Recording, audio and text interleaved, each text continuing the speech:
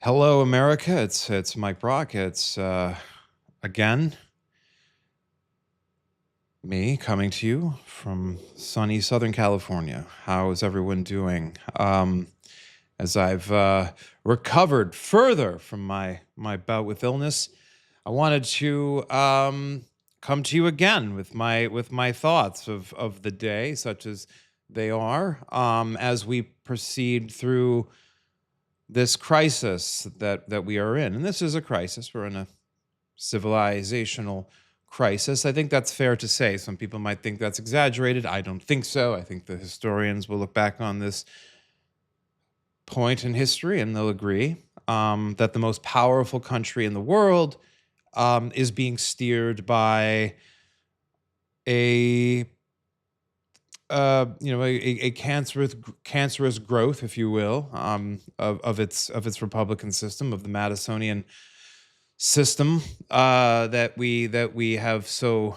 inherited, and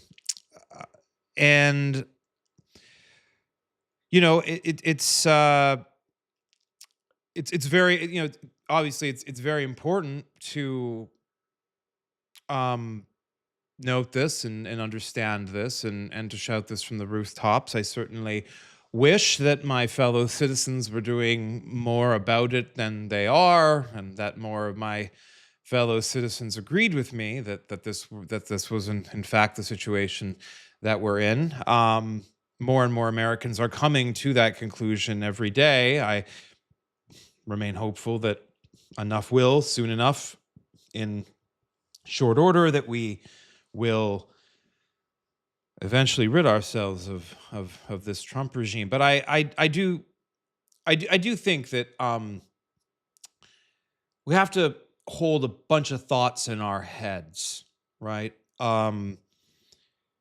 One is that, like, we're gonna we're gonna be okay for the most part. I think most people are gonna be okay, right? A lot of people are not going. I mean, I don't want to diminish the fact that there are a lot of people who are not okay, right? Like, there are people in war zones around the world who are not okay. There are American citizens who are being abused by this administration, who are economically desperate right now. So when I say we're okay, I don't mean in the sense that, like, there isn't desperation out there. There is. We're going to talk about this, and I think that desperation is going to get worse. But what I mean is like, as a people, right? Like, I think we want to hold this understanding, this historically grounded understanding, that things have been worse in the past, right? As bad as things are right now, I think most people, if they could get into a time machine and go live in America at the height of the Great Depression, would probably step right back into that time machine and return to the America of 2026, as screwed up as it is, right? Like, I think that's true.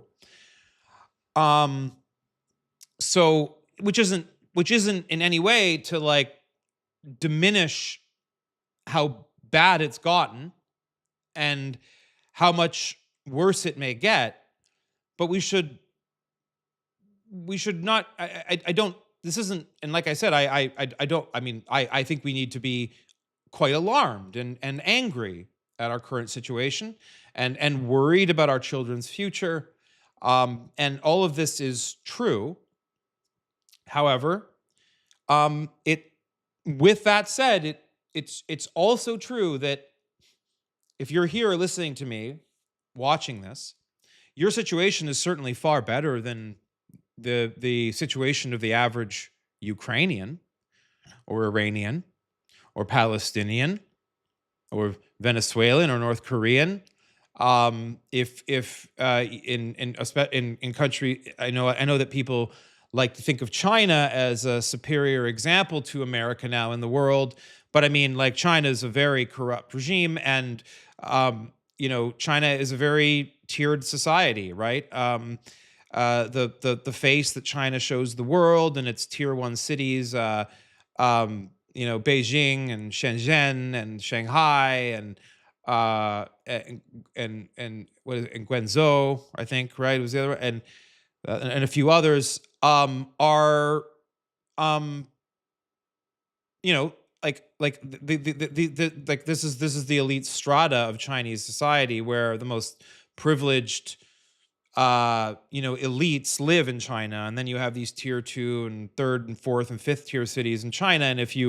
And you don't tend to see those cities much. Some people report on them, and there is it's a different story even there, right? And there's suffering, and China's been carrying out ethnic cleansing against the Uyghur people, and it and in its eastern province of I can't remember, why can't I remember the name? But I just want to ground everybody in the fact that human beings throughout history, especially before modern history, have endured far worse than we're all experiencing collectively, right? There was more war, there was more suffering in the past. It was harder for everybody on average, which is cold comfort, right? If you're fighting in a trench in Ukraine, it's cold comfort if you're,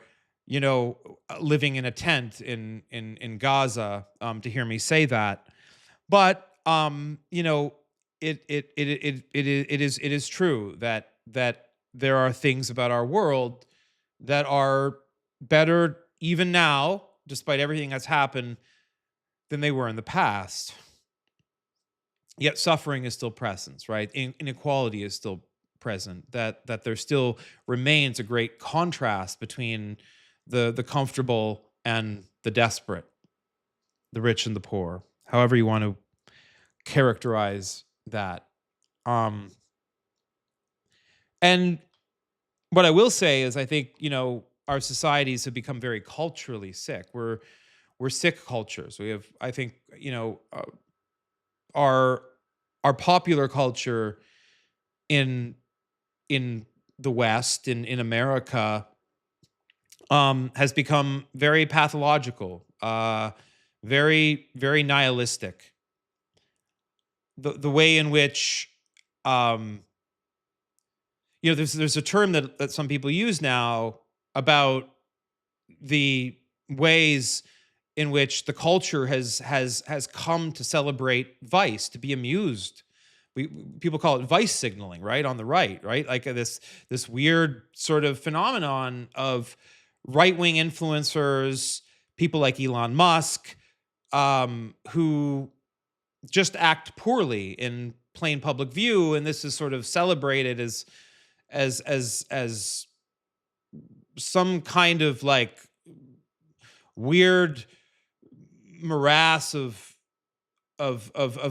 free expression and and I mean, I don't even know like what it is, the celebration of unseriousness, um that these people that act completely unseriously um have somehow come to be seen in our culture as thought leaders, uh, people that we should look up to. I mean, the fact that this has happened is an indictment of our culture. I mean, I mean, a lot of before like Elon Musk went full fascist, right? He still was a jackass in public, and we tolerated it, right? He was like sort of the goofy genius, and there just kind of came a point in our culture where we started viewing sort of the sort of the expectation that a public figure should act with restraint and consideration and conscientiousness, that this came to be seen as like somehow like in inauthentic and bad. And what we really needed were the kinds of people we saw on reality shows in positions of power, and that's in fact what we got. um in fact, our president is a reality show host. I would argue that the entire right wing political ecosystem is, in a sense, like a reality show. Right wing influencers and the right wing media, in a sense, I think um, are living politics as reality show more than they're living it as, you know, a search for the good life, right? Which I think a healthy culture is in search of the good life, right? That's what I think. I think that's true. I mean, I think if anybody sat down and thought to themselves, what if we could define what a healthy culture is without bringing in, the the specific, you know, specific forms of culture that, like, we might have here in the West and they might have in the East or in the Middle East or in Africa, that, like, cultures can look very differently, but, like, I think what a healthy culture is a culture that is the practice of wanting to live together and developing common rituals and practices and behaviors as a society that invites participation in social life, that invites that invites a sense of safety and belonging.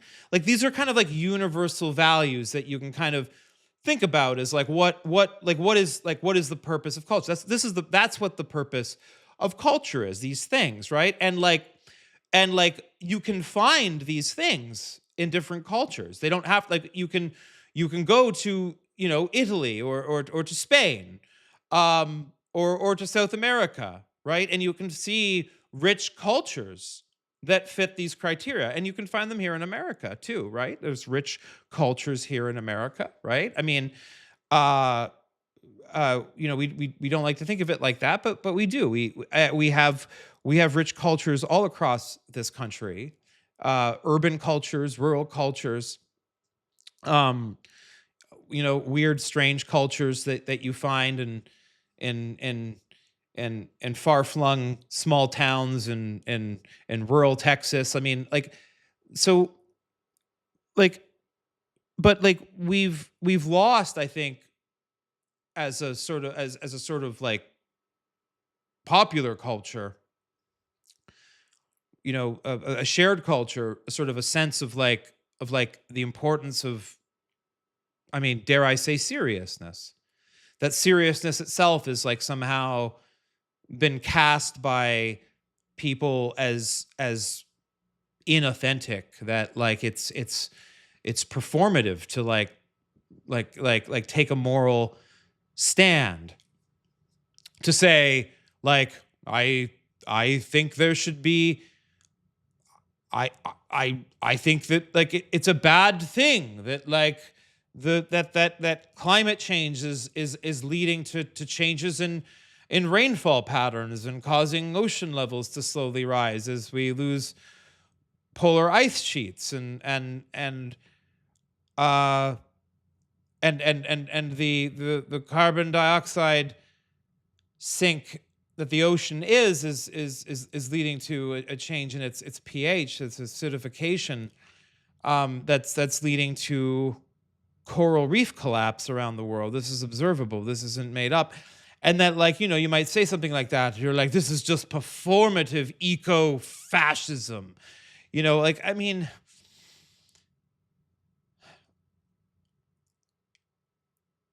like, we have a planet, right? Like, we live on it. I mean, I do think, I actually, I don't want to, like, not put in my own critiques here, because I do think a lot of environmentalist left wing activists are fucking crazy, right? Sometimes in the ways that, like, the right says they are, and they, like, it's kind of the same thing with um, hyper identity politics on the left.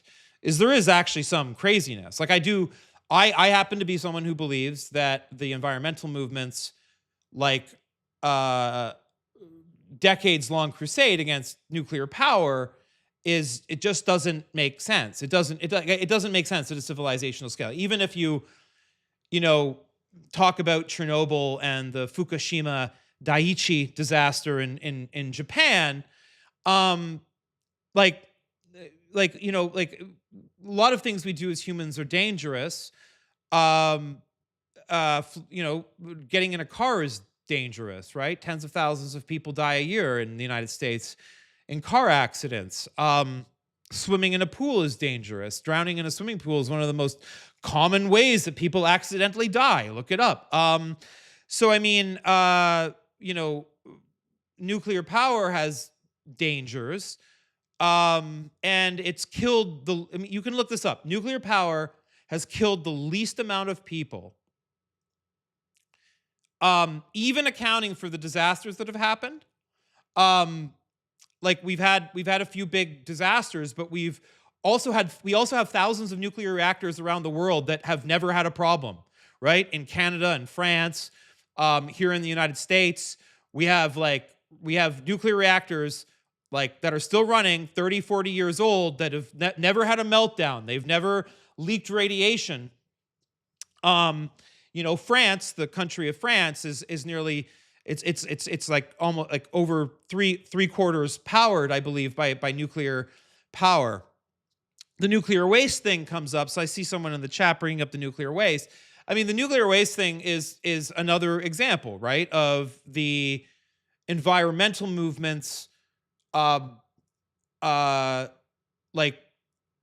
I don't want to say insanity, but I mean, like, there are reasonable things that we've come up with, and like, for example, the general approach has been, in countries like Canada and Europe,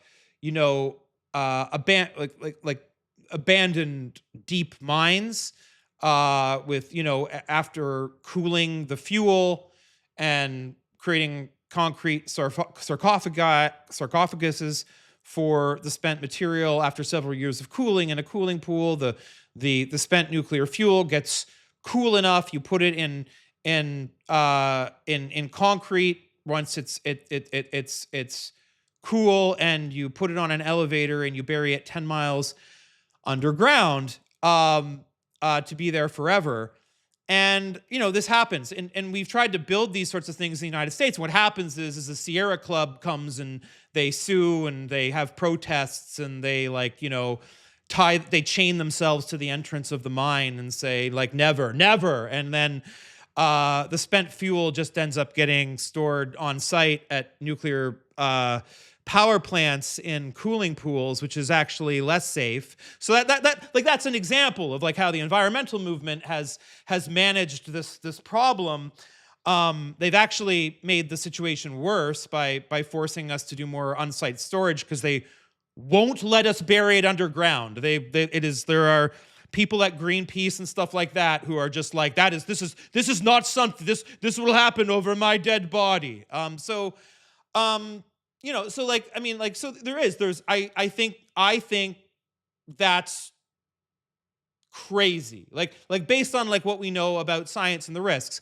And then obviously they'll come back and say, well, how will some future civilization in 50 or 60 or 100,000 years, when they're digging down there, know that there isn't nuclear waste there? I mean, if there's a civilization on this planet in 50,000 years, they're probably going to have way more advanced technology than us, and they're going to have the same kind of radiation detectors that we have, and they're going to notice this.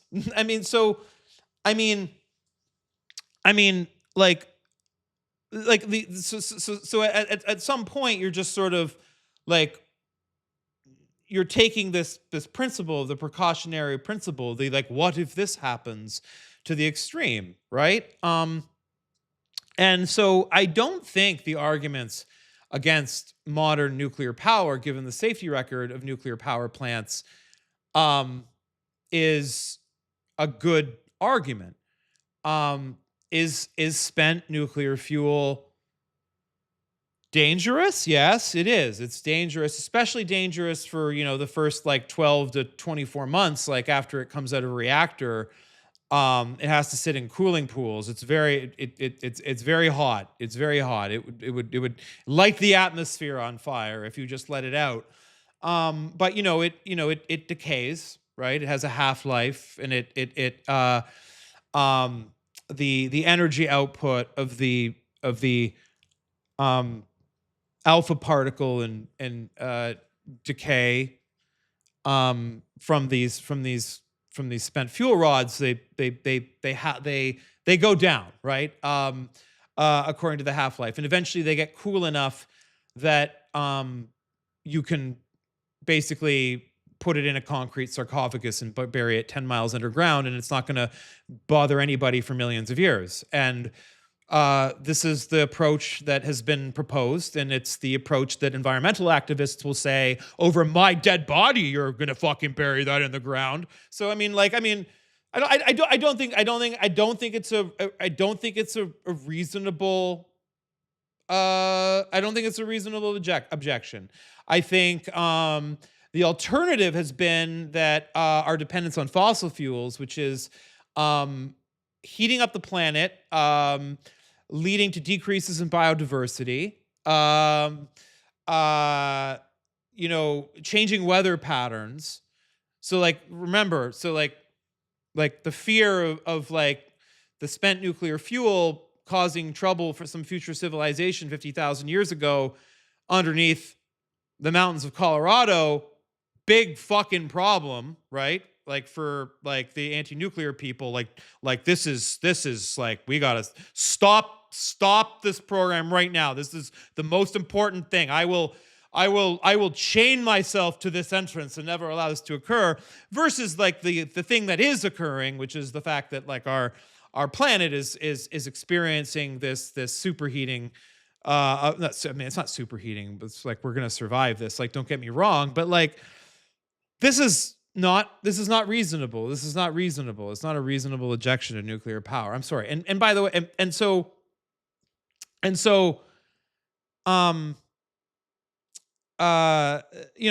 my view on that. So not, but to be fair, this is not environmentalist. There are a lot of environmentalists, including the environmentalists at the UN's International Panel on Climate Change, that are pro-nuclear power. The majority of the world's climate scientists are pro-nuclear power. This is you can look it up. This is true. But there is a sub-segment of radical environmentalists, usually on the left wing of politics, that considers this a non-starter. It's something we shouldn't even talk about, and I disagree with them greatly on this point. And that's that does need to be said, and I think that also sort of relates right to I think the necessity of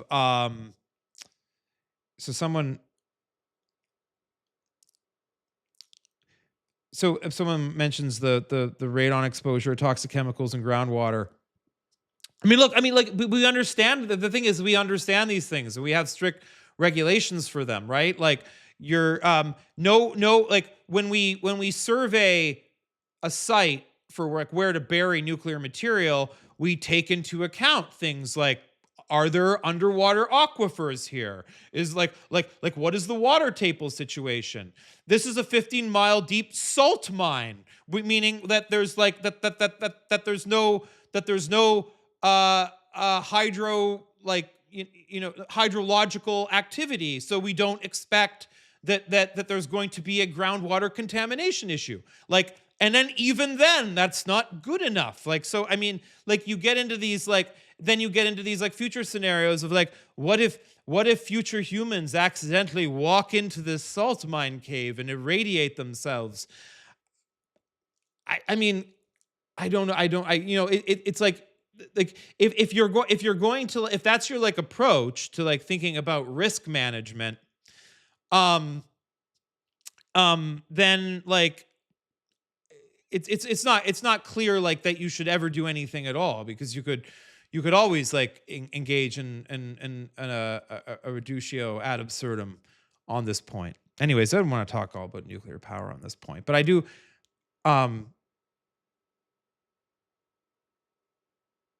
Someone's asking me if my fever made me illogical. I don't think I've made a logical error here.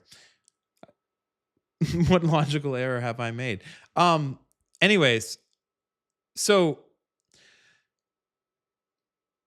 so I think that's a example, right, of I would say that's an example of, right, I think of an unhealthy aspect, right, of our public discourse, that having these conversations are,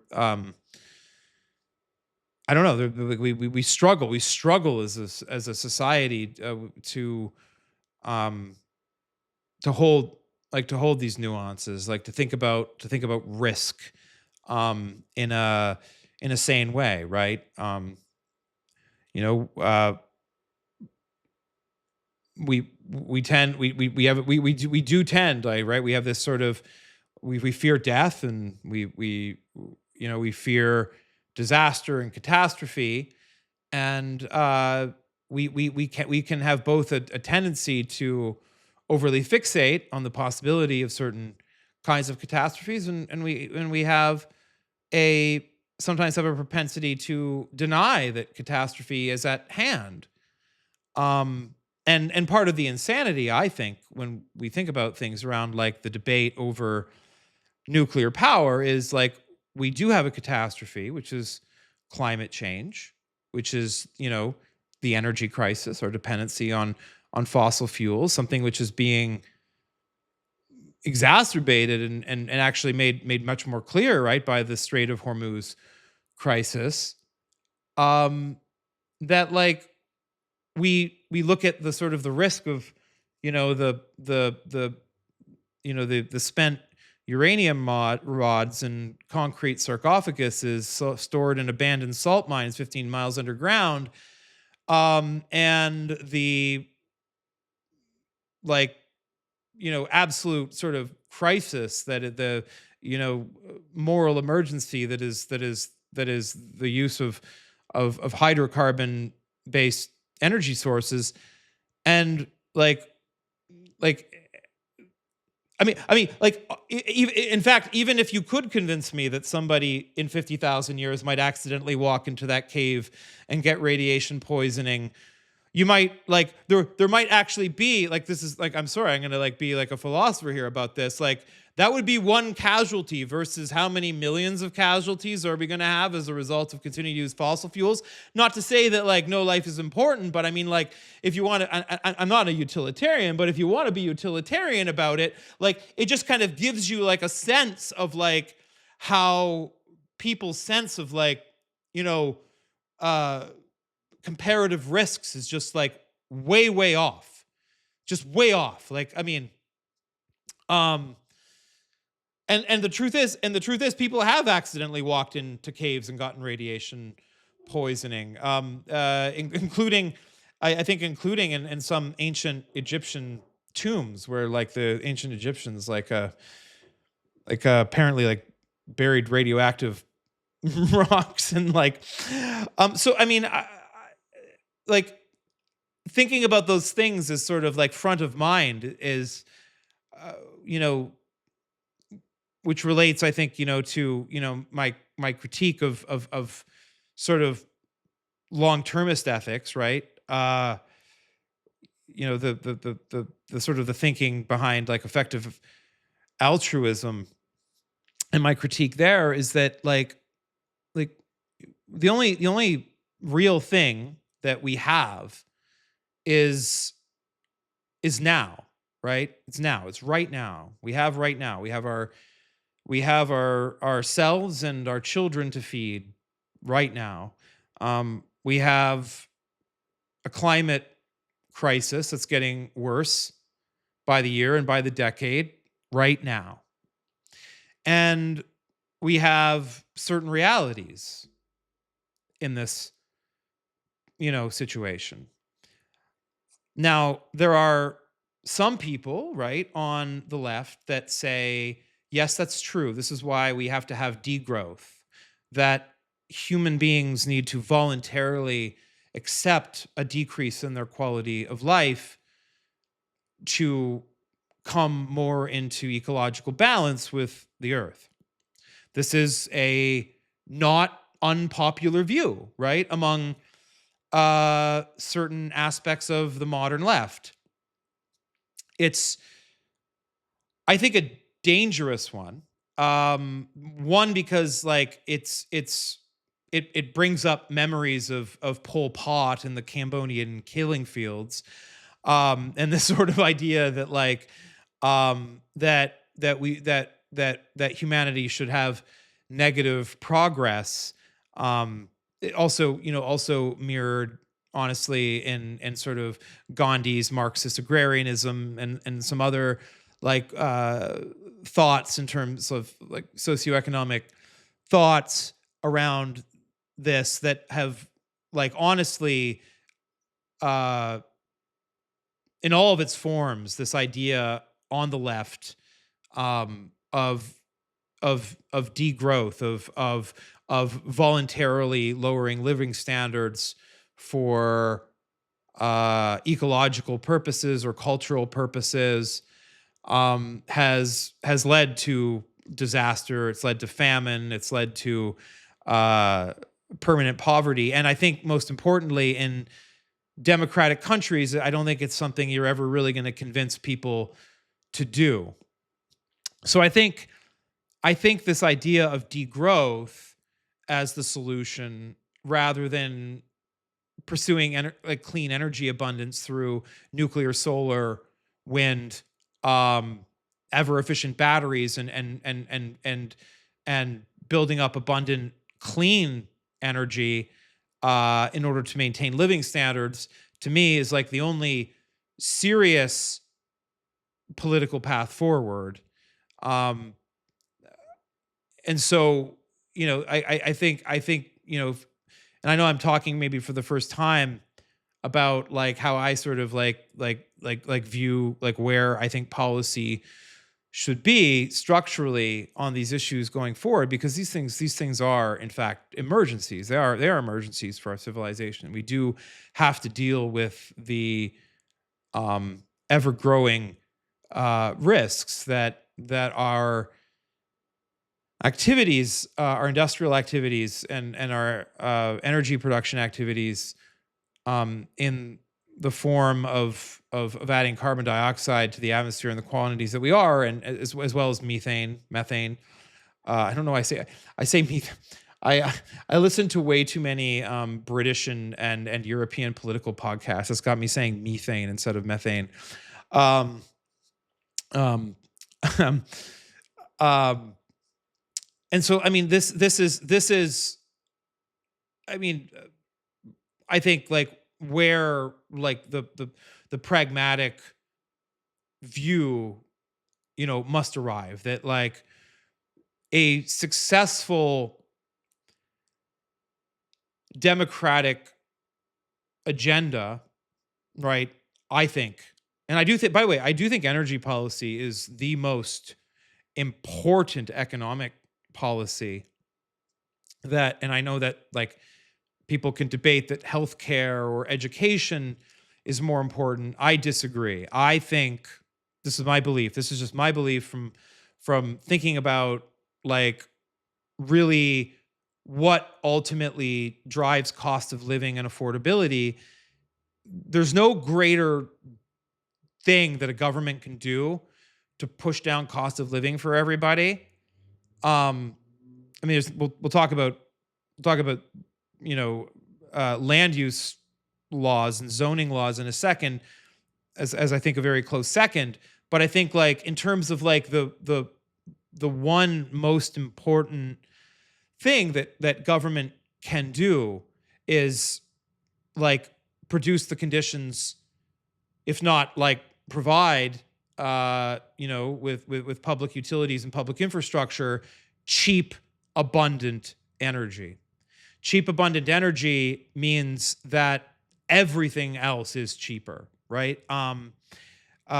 You like the more electricity that we have at our disposal, then like the more work we can afford, in like just as a thermodynamic concept, uh, collectively we can offload to to energy use. We like in fact like um, even materials, even the materials we use to build buildings, right? Like if we had free, cheap, abundant energy, carbon fiber construction of vehicles, which would make them much safer. I mean, like in with like high end sports cars and stuff like that, and Formula One racing cars have carbon fiber bodies, and they're like objectively much safer than the vehicle bodies, the aluminum, and even like unicast bodies, even the more advanced ones today, like a carbon fiber body is like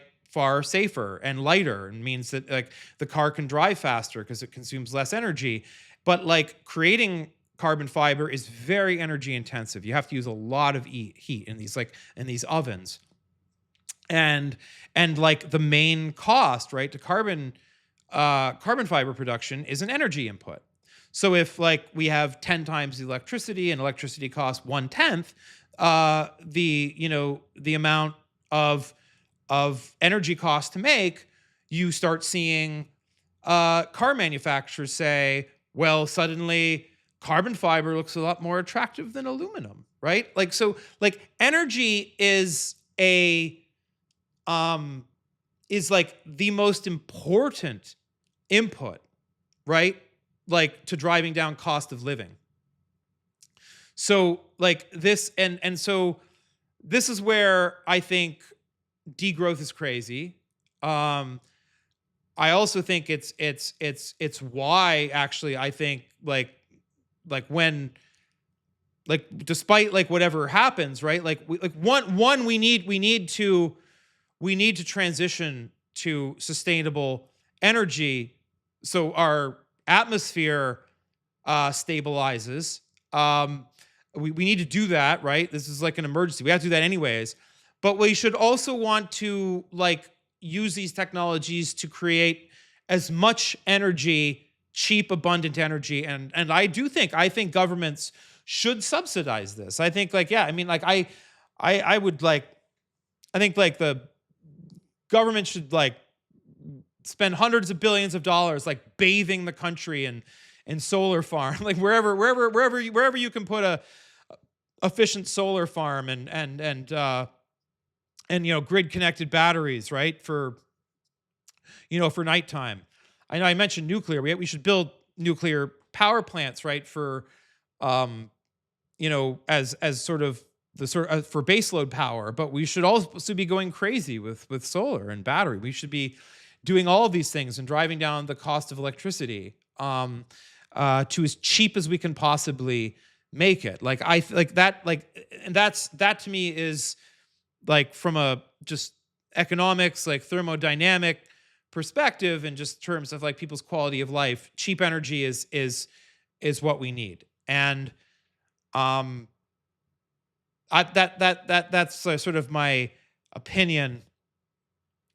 I know I realize I'm kind of talking about my like sort of my policy views for the first time publicly. This is fun. People can react to that as they will. And the second biggest thing that we can do in this country to drive down cost of living uh, is significant land use reform. We need to force cities and local municipalities to permit the construction of more apartment buildings everywhere, quite frankly. Um, people are like young people like can't find places to live. Where they try to move to cities to get jobs, they have to. You hear stories of people living 2 hours drive outside the city because they just like can't afford it. And I live here in Los Angeles. I live in a part of LA that's actually I'm actually in a neighborhood that's been upzoned. So in my neighborhood here, and the local community here is very angry about it. Um, uh, I'm in a single family house here, but like because this is an upzoned lot here in Los Angeles, if a developer wants to redevelop this property, they have to build if I'm not mistaken. I think it has to. I don't know if it's two. I think it might be a. It has to be at least a duplex. They have to build a duplex. It has to be a. Sorry, I'm getting an emergency alert here, which is a silver alert. Apparently, here a senior citizen in distress here in Los Angeles.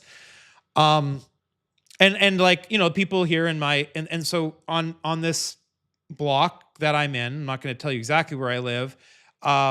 We have seen some of that. We've seen some of the houses sold, and we've seen a duplex or a triplex get built where on one of these, I think these are 6 or 7 thousand square foot lots, where they just used to be like bungalows or or single family homes.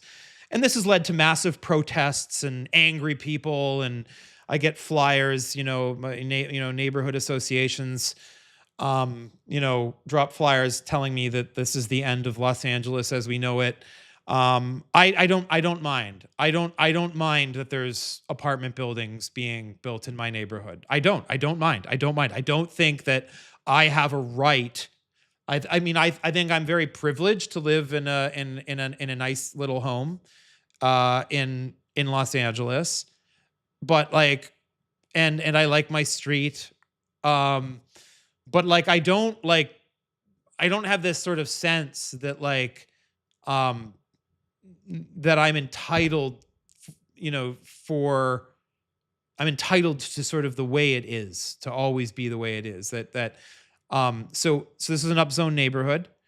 Um, and that makes locals very, very mad. Not me, not me. So you could call me a YIMBY, one of those people who say yes, absolutely.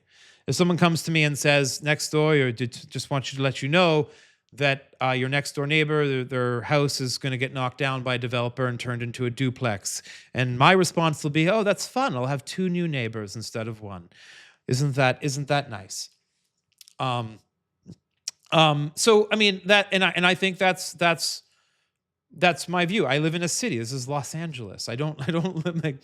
So I mean, like that's and I know that probably 70 to 80% of my neighbors would be screaming in my face if they were hearing me say this, and I think they're all wrong. I just think they're wrong. So that's my view. I don't like, I don't think I'm entitled really to like anything really. I mean, I feel like I worked hard and I made some money and I bought a house and I live in it, and I'm grateful that I've been able to afford that. And I want other people to be able to afford that. I want children to be able to afford that. I don't think people should have to spend as much money as I did on a house to own a house, right? So I think that um that's, I think, the way I view these things. And so I think if we want to get really serious about, like really driving down the cost of living, um, the two biggest economic drivers, we need cheaper, plentiful energy, and we need more housing. I'm getting more alerts on my phone, which I will cancel off. This is very irritating.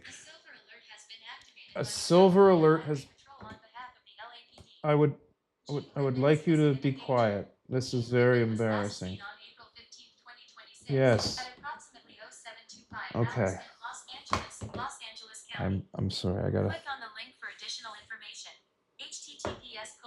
Okay. Okay, I got it to stop. I don't know why it was explaining that to me out loud. Um. So yeah. Back to that. Energy, housing, and I think the third thing that I think we need to really tackle in this country, I think, is healthcare. I think it's. I think like look. I think it's become very, very clear that the idea that, I mean, the thing is that like Americans like pay like, I don't know, like, what is it, like 5 times more for healthcare than Canadians, like all in, like in terms of the taxes they pay to subsidize Medicare, Medicaid. That's per person, by the way. And when you try to like figure out where like, that 5 times the amount of healthcare spending, and by the way, the Canadian system has serious problems, um, that that shouldn't go unmentioned, right? People in the United States, if they need a hip replacement, they get it scheduled, and it tends to happen within a few months. In Canada, this can be sometimes an excruciating 2 to 3 year wait. So you see I mean, but on the other hand, right? In in Canada, right? Like emergency care and a lot of preventative care is good, or is as good as what most people get, right, from their frontline general practitioners and emergency room care in the United States. So I mean, there's a lot of the sometimes the arguments that a lot of people on the right will use, like a lot of criticisms they have of the Canadian healthcare system, for example, are true. They're true criticisms in the sense that like there are aspects of the fact that and by the way, Canada doesn't have a single national model. Actually, the Canada actually administers it has separate healthcare systems for each province, and a lot of them are run very differently. Like the one in the province of Ontario, where Toronto is like generally far better run than what you find in Quebec. The French speaking province in Canada, you know, uh, where like the level of service and like is just far worse. So, um, can and France has like a different model. Australia has a different model. Japan has a different model than Canada. Um, but the point is that like, there's a bunch of different models, and and I think we can learn a lot about the successes and failures of the various models around the world in this country and look at our problem.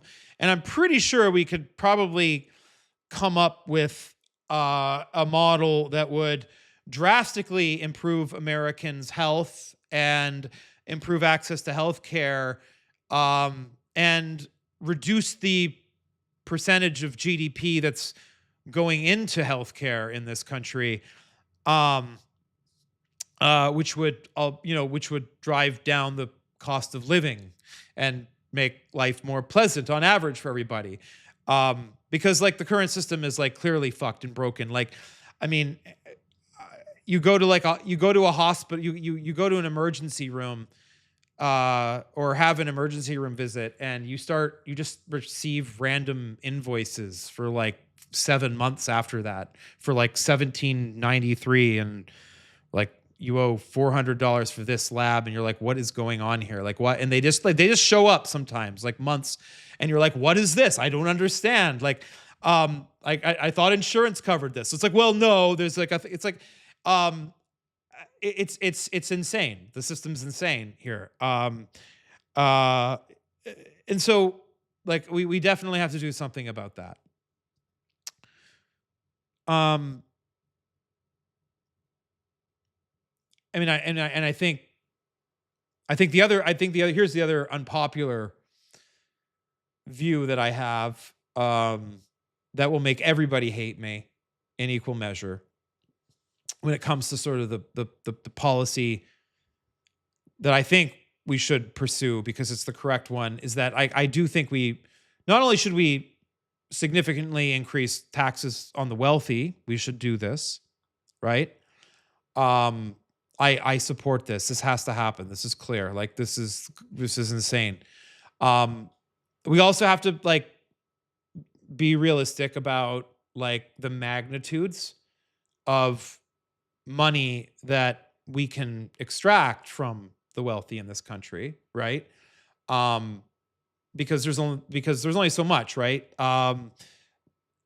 The truth is that like we have like an ongoing set of costs in this country, right? So if let's say like we have like our federal budget is like what, like almost $7 trillion now. It's like almost $7 trillion a year now. So you have to sort of think about this, right? In terms of like you see someone like, you know, a billionaire who's worth 3.7 billion dollars. If you were to take away 70% of their $3.7 billion,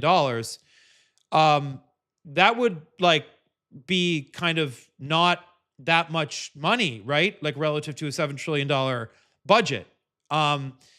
So I think that like but like, these people are also making a lot of money and they should be paying more money over time. And I support that. I just want to like dispense with this notion that we can fix our problems as a society by simply taking all of their money away. If we were to tomorrow, like this is not an argument against a wealth tax. I support a wealth tax. I've written about this publicly. I'm simply trying to get people to be realistic about how much of the public finance problem we're going to solve if we do this. If we were to seize 100% of all billionaire wealth in this country, I think I did the math once. I think we'd be able to run the country we'd be able to run the federal government for maybe 4 or 5 months. And then we wouldn't have any money left. And then we would have to go back and tax the middle class to pay for the rest of it. So like, we have to recognize that the government's budget is really big. And so even if we were to fully shift the tax burden onto the billionaires in the grand scope of things don't have enough money to pay for everything. They have a lot of money, more money than you, like thousands of times more money than any of us, right? They own yachts and stuff like that, but they don't own wealth on the scale of a nation of, 370 million people, right? Like they don't exist. Like their wealth doesn't like scale over that. Now, so what does this mean? I think it means fairly that all taxes have to go up.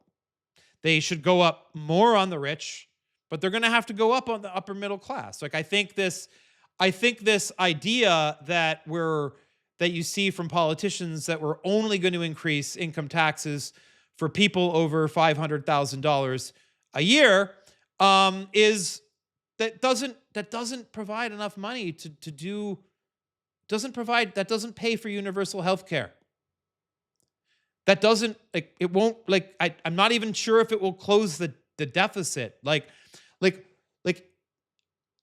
I think we need to recognize that in order to have a sustainable operating budget every year to pay for the things that we're going to want to pay for, we're going to have to have some modest increases even in middle class taxes in the coming years.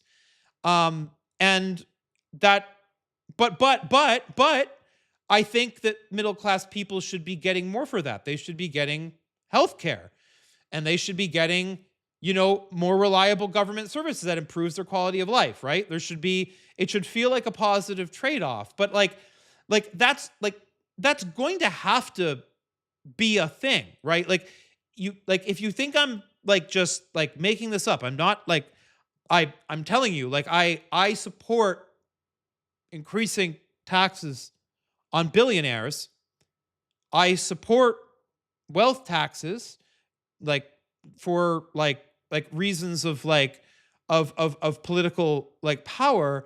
But the idea that that alone will bring in the trillions of dollars a year in revenue that will be necessary to do all the things that people want to do, like have universal health care, is just not possible. It's not possible. People say, show my numbers. I mean, you can, I'm not going to do this right now, but if anybody thinks I'm wrong about this, they want to go and do some research. You are free to send me an email, you can reach me through my Substack email, mikebrock@substack.com. And I will be more than happy to see you wrong, to see you prove me wrong on this. And here's the proof. Here's the proof. Here's the proof. Middle class taxes are higher in Canada. They're higher in Europe. They're higher in Japan. They're higher in all these other countries. They're much, much higher in Scandinavia. The middle class in those countries pay a lot more in taxes than the middle class in America do. So, and the rich pay a lot more. So this idea that we just like have to tax the rich and we're not going to have to sort of like revisit like our entire tax burden as a society, like I know it's a tough pill for people to swallow right now, but like we're like paying what, like 40% of our like operating budget now on servicing this ever increasing debt. That's a problem. We got to do something about that. And so we're going to have to really revisit the tax code. We have to make it more fair, and I agree it should be more progressive, and rich people should pay a lot more. But I do think that middle taxes are going to have to go up. I'm not saying like an insane amount. Like I think I've looked at numbers like maybe 2 or 3% or something, right? But yeah, but I think that what those taxes should pay for should be healthcare. They should be social security. They should be, protection against like becoming like homeless and downtrodden if you lose your job. I do think we should have social safety nets, and I think we all need to kind of collectively participate. Now, I'm not saying that like the poor people, like people who are, working class poor people should like pay higher taxes, right? They don't have any extra money. I get that. Like we can look at this reasonably. But I do think like the middle class, if they want these things, they're going to have to participate in it. And I think it's fair to ask the rich to pay more. I think that's fair. And I think that's the honest conversation that we have to have, right? Like we can't have our cake and eat it too. This is part of being like a responsible citizen and understanding that like all things good come from cooperation and shared sacrifice in society. And I think we're gonna have to start thinking in that way if we want to rebuild our country and improve things. So that's my like probably like very controversial take. I think it's right. I mean, it's just what I happen to think is the honest truth. And so I decided to share that with you today, right? Something more forward thinking about like what is. I don't really write about it, but here I am. Here's Mike Brock telling you like what he sort of thinks in terms of his policy preferences right now. So, anyways, I can see that I've upset some people with my takes today. What can I say? I'm a pragmatist. I'm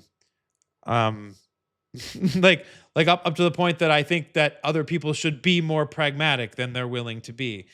Anyways, that's what I wanted to chat about today. We'll chat about something. Maybe tomorrow we'll talk about, I want to talk maybe a little bit more about sort of our collective psychology and sort of managing this moment. That'll maybe be a softer, less controversial talk. People might enjoy that one more. But like I've enjoyed taking the time to chat with you people today. People who joined us live, I'll have the recording of this session up at Notes from the Circus. After we get the video processed and such. And thank you everybody, and hang in there.